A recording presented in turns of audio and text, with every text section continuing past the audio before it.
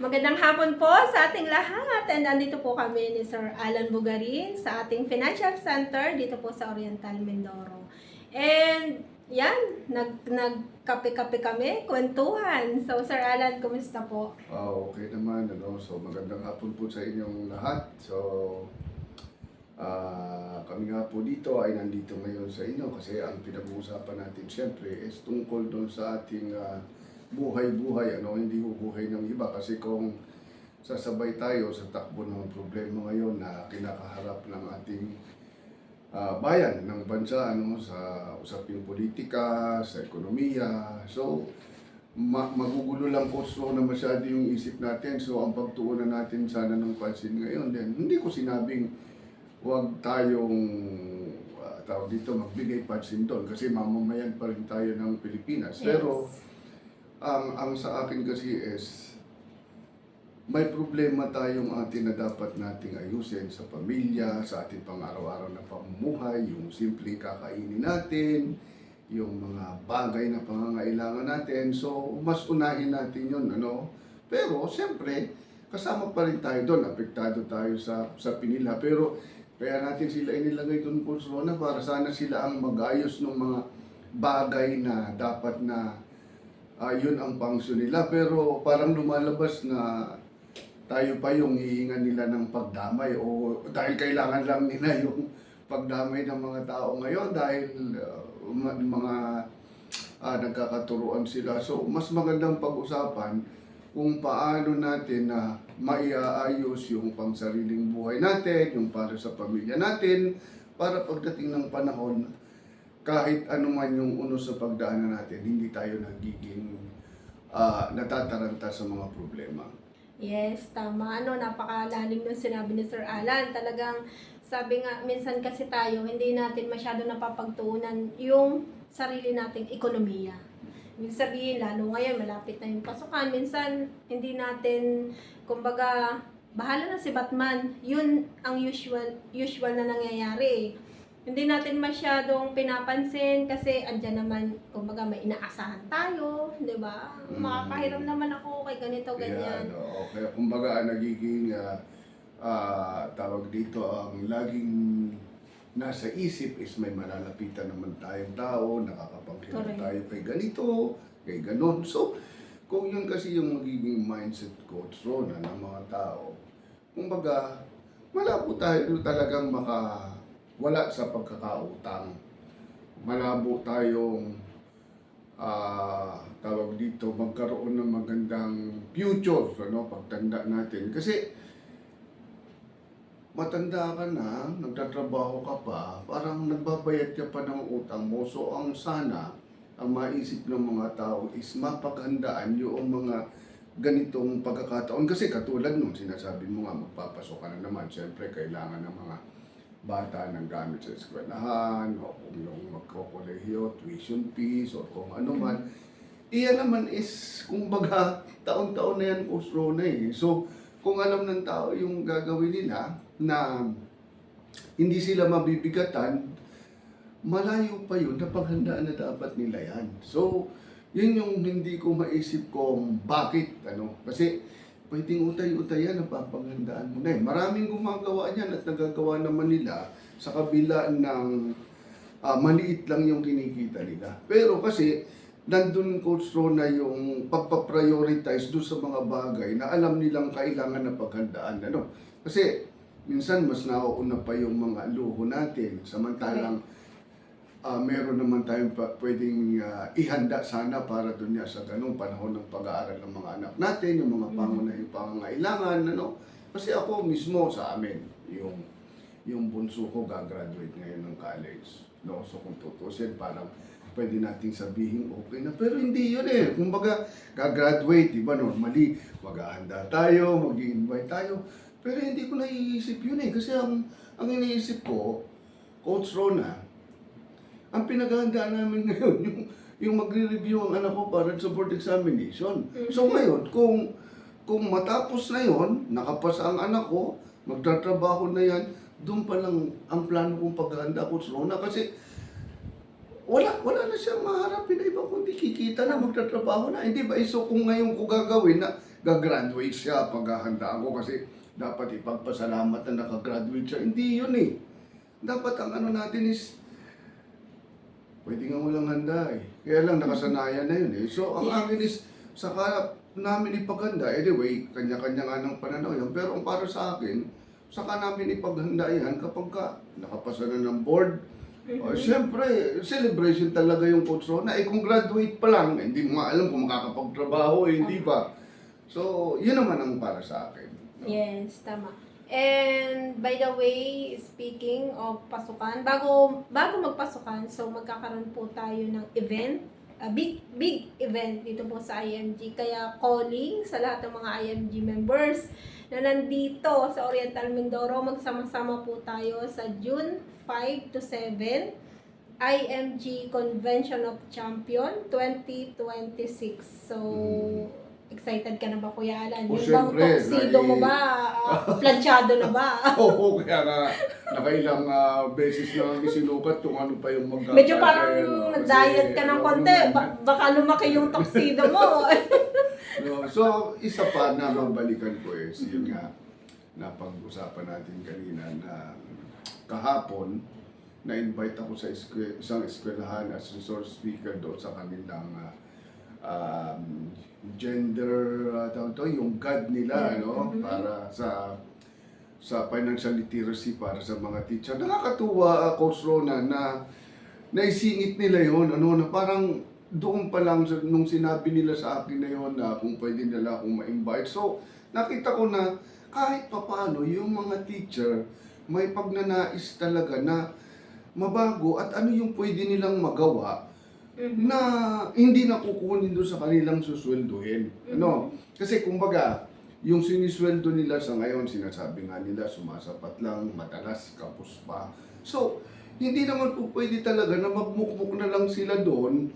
Yun na nga yung problema. So, every problem, kailangan talaga hanapin, Coach Rona, is solution. So, doon tayo pumapasok na tinuturuan natin sila na makagawa ng paraan para magkaroon ng savings, investment na magagawa nila or tawag dito, extra source of income kasi maraming pwedeng gawin, Coach Rona, no?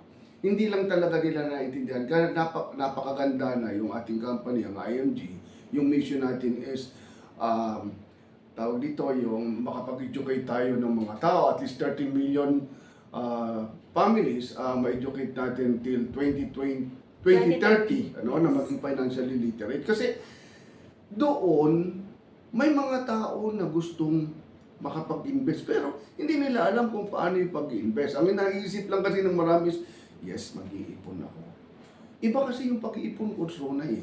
Mag-iipon ka pero kung hindi mo alam kung saan dapat ilagay para lumago yung pera mo, wala rin mangyayari, naipon lang yon. Ang problem noon, kumbaga, yung pera mo, hindi mo namamalayan, nakakaipon ka, bumababa naman yung value kasi nga yung inflation rate, biglang tumaas ang presyo ng gasolina. So, kung nakaipon ka man, yung dating 10 piso mo na makakabili sana ng 5 piraso halimbawa na mabibili mong bagay o tinapay, nung tumaas, magiging isa na lang. So, wala namang nag-adjust doon sa pera mo. Samantalang kung mailalagay mo sa tamang investment wherein yung iniipon mo nag-earn ng interest, nag-accumulate, so nakakasabay siya kahit pa paano. Yes. No, hindi ba? Hindi lang yung inipon mong 10 piso. So, siyempre sa 30 days, meron kang 300 pesos. Samantalang kung nilagay mo sa tamang investment wherein ang interest is nagko-compound siya, ano?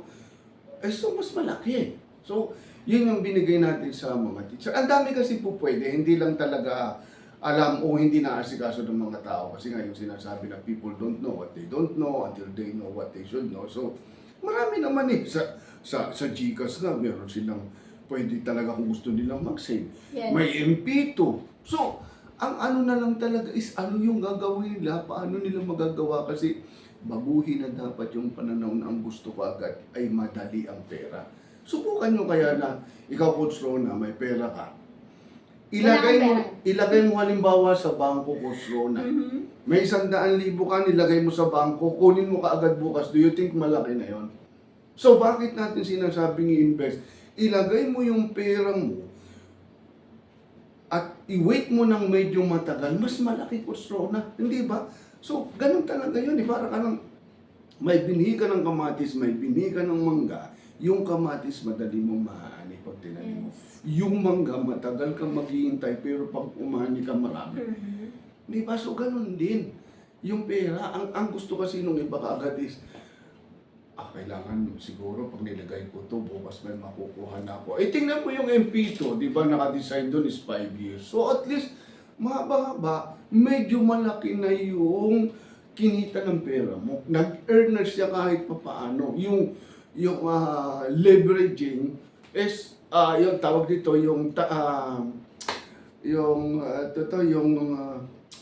financial averaging na reach na niya. Hindi ba kahit papaano?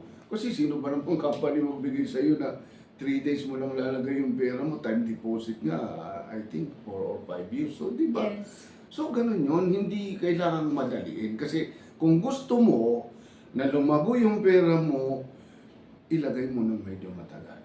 Yun Yun. ang magandahan doon. Ang lalim. Ito pong pinag-uusapan natin dito is about sa future natin.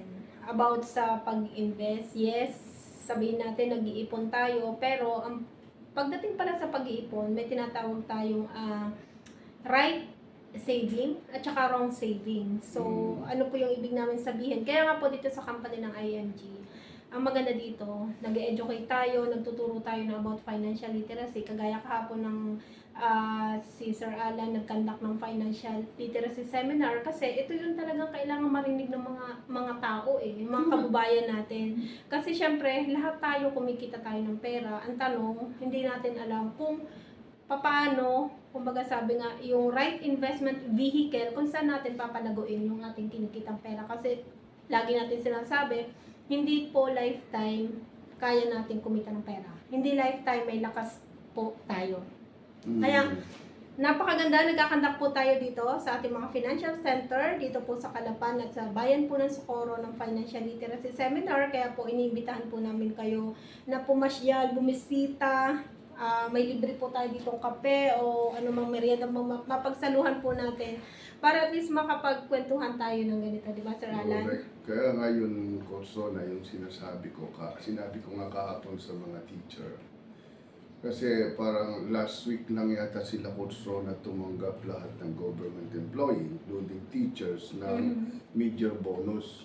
So every year yan, Coach Rona. Yes. Idagdag pa natin may 13-month pay. So tinanong ko nga sila kung ilang taon na sila natuturo. Merong 10 years, 15 years. Sabi ko nga sa kanila, excuse me, kung natuto lang po tayo at talagang nadisiplina tayo para paghandaan yung future. Alam niyo po ba na kung yung 7 years lang ng 13-month pay mo ay inilaan mo para sa investment mo, in the future baka milyonaryo ka na eh.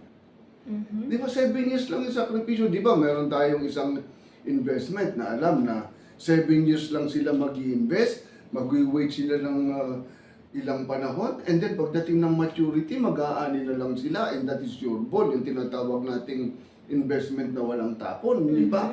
Protected sila, may healthcare sila, may insurance, may investment, so saan ka pa? Di ba? Magkasakit ka, hindi mo po problemahin, hindi rin po problemahin ang pamilya mo kung saan ka kukuha ng papagamot o gagamitin. Kung may ipon man kayo, hindi magagalaw kasi meron ka. So yun yung kagaanan ng isip na hindi nyo na po problemahin. Di ba? Kung may mangyari sa atin, kinuha tayo ni Lord. Again, tomorrow is not promised. Hindi rin maghihirap ang pamilya kasi yung insurance, Coach Rona, hindi naman talaga pampayaman eh. Yes. Yan yung sasagot o gagabay sa pamilya mo pag kinuha tayo ni Lord o yung breadwinner kinuha ni Lord. Yun yung perang patay na nabubuhay kapag namatay yung breadwinner. And then may investment. So ibig sabihin, mag-retire ka man, huminto ka man sa pagtatrabaho, may maaasahan ka na matatanggap mo ng pera. Depende pa sa iyo yun. Kung gusto mo mag-interest ka monthly para hindi ka nahihirapan sa pamumuhay mo, or kung gusto mong kunin lamsam, kasi sa iyo yun eh. So, yung pag-prepare na ganun, maaaring hindi ko makita na nahihirapan yung mga kababayan natin kasi 7 taon lang na sakripisyo.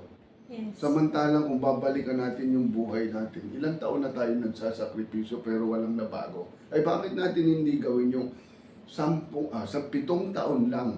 Pero sigurado na pagdating ng panahon, hindi ka aasa kung kani-kanino. Tandaan po natin, sabi ko nga sa kanila, Coach Rona, walang ibang tutulong sa atin kundi ang sarili natin. Hindi ang anak mo, hindi ang asawa mo, hindi ang kapitbahay mo. Bakit ko nasabi yung Coach Rona? Di ba sabi ko nga sa'yo, sa lahat ng pagkakataon, sarili at sarili natin lang ang tutulong sa atin. Sarili at sarili lang natin yung mga kasama natin. Subukan mong pumunta, Coach Rona, sa dilim. Pumunta ka sa dilim, Coach Rona. Di ba mismong anino mo, hindi kasamahan sa dilim? So, ibig sabihin, tayo lang talaga eh. Yes. So, wala kang ibang karamay kundi ang sarili mo. So, kailangan may handa mo yung sarili mo para pagdating ng future, Coach Rona, na ganun nga yung ginagawa mo. Dahil yung ginagawa natin sa IMG, dahil alam natin na pagdating ng panahon, titigil tayo sa pagtatrabaho, wala nang income. Pero alam natin na kahit pa paano, may naihanda tayo, hindi tayo mahirapan, hindi stressful yung pagtanda natin. Di ba? Iyon. Iyon, ang ganda ng sinabi. So, maraming salamat, Sir Alan. And, abangan niyo po ulit ang ating sa mga darating pong araw sa ating mga pag-uusap para po at least meron po kayong mapulot. Kumbaga, napaka-ganda po ng pag-uusapan lagi natin dito sa ating financial center and I'm sure na marami po kayong matututunan. And Coach Rona, paalala ko lang yun pong aking, baka iniisip ninyo na yung ginawa ko pong pagiging resource speaker sa financial literacy sa Makatok Makatok National High School ba yun, ano? So, Makatok National High School, wala pong bayad yun, libre po yun namin ibinibigay. Kasi, ito po yung nagustuhan namin kung bakit kami nag-join sa IMG. Yung mga natutunan